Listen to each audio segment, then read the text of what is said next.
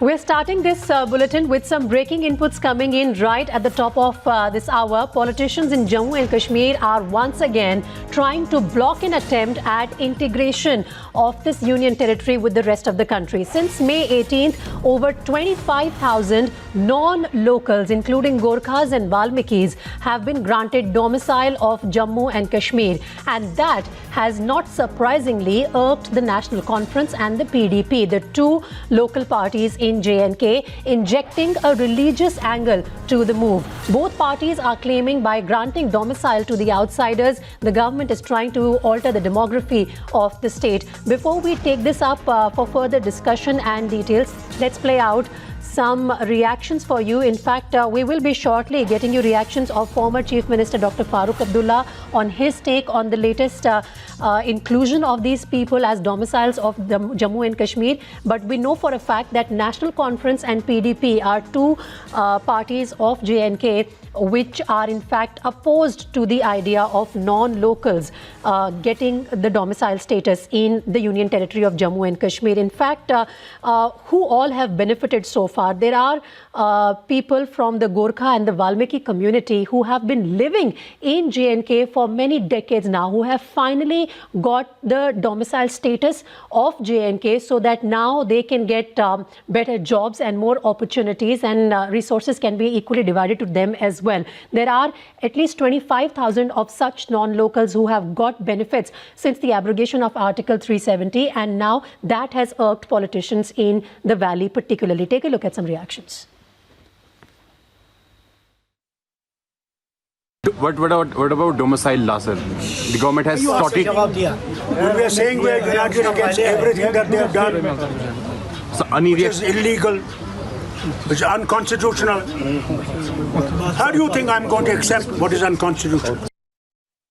Well, our senior editor Pradeep Datta is joining me live on the broadcast now with more inputs on the story. Pradeep, first of all, if you can break this down for our viewers, exactly who all have benefited with this move, and why is it that politicians in the valley, particularly National Conference and PDP, are opposed to the idea?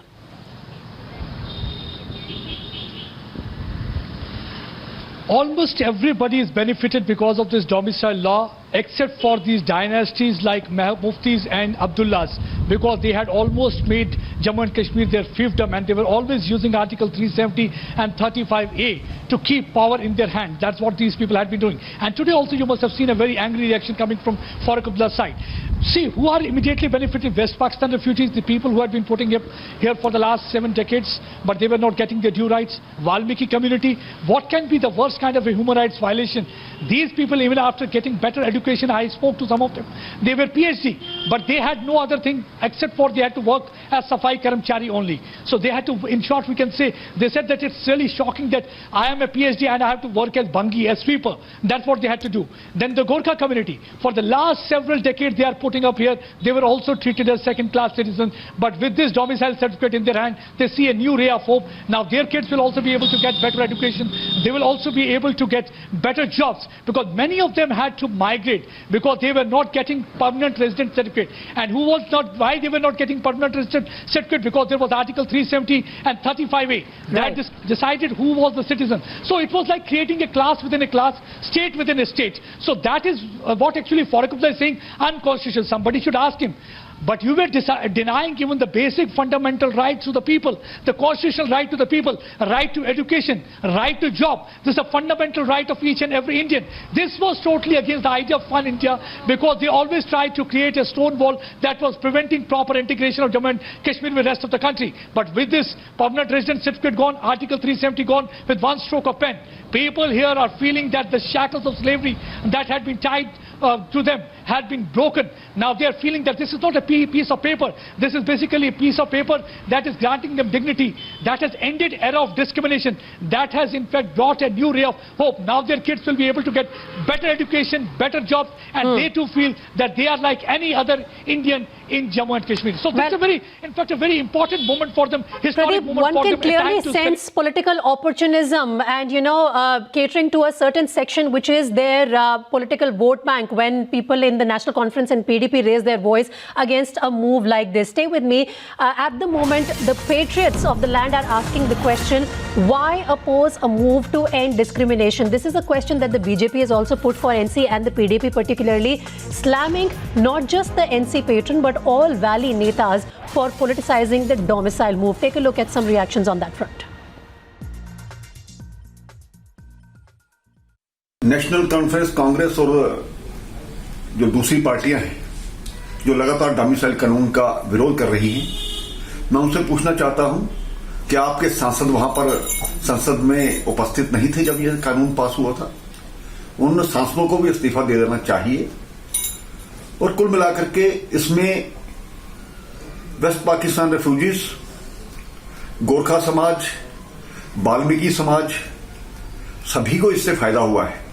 ये केवल domicile के नाम पर राजनीति कर रहे हैं।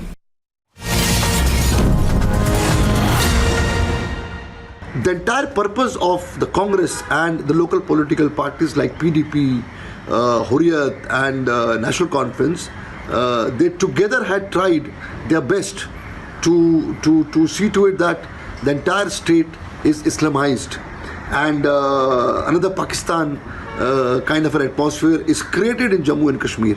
But now that is not possible. So it's a great move. It's a positive move in the interest of the internal security of the country. Going back to my colleague Pradeep Datta, who's tracking inputs on the story for us. Pradeep, very strong reactions coming from the BJP and other activists from Jammu and Kashmir who say that this move actually was long awaited. And this is one of the reasons why abrogation of Article 370 was also important, because there are people like from the Gorkha and the Valmiki community who've been waiting for equal opportunities for decades now in that land.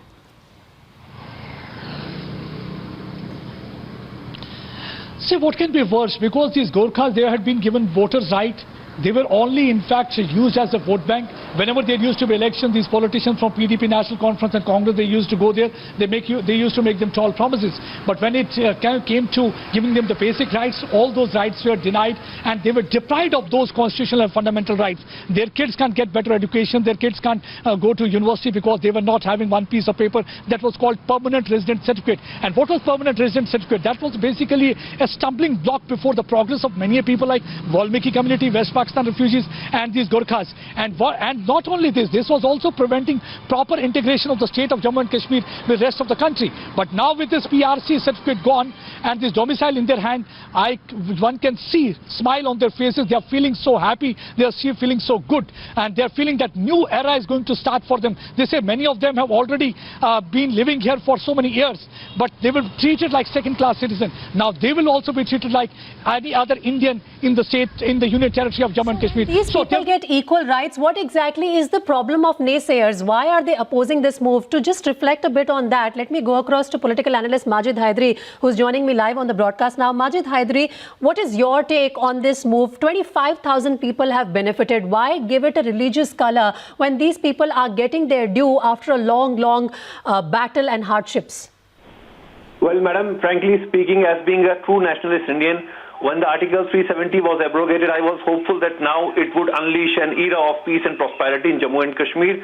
But this domicile law has proved that there was nothing of that sort. It's a sinister design of the Hindutva agenda.